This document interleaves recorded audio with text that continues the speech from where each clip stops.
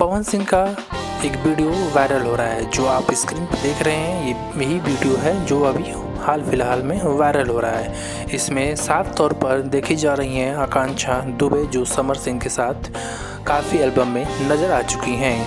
क्या है वीडियो की पूरी जानकारी बताएंगे आप लोगों के साथ, लेकिन उससे पहले आप सभी भोजपुरिया दोस्त को देखने वाले को मेरा नमस्कार। पवन सिंह फिलहाल लखनऊ में हैं और शूटिंग में व्यस्त हैं।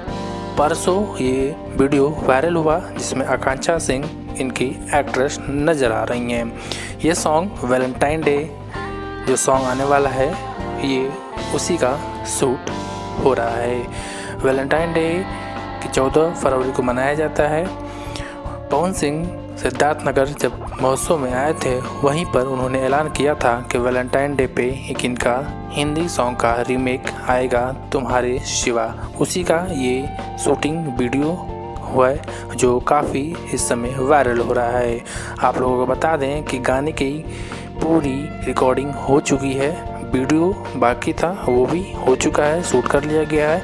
और इसलिए मैं इसका पक्का सबूत इसलिए कह रहा हूँ क्योंकि आकांक्षा दुबे अपने इंस्टाग्राम रील पर भी इसी कस्ट्यूम के साथ एक रील बनाते हुए नज़र आई हैं।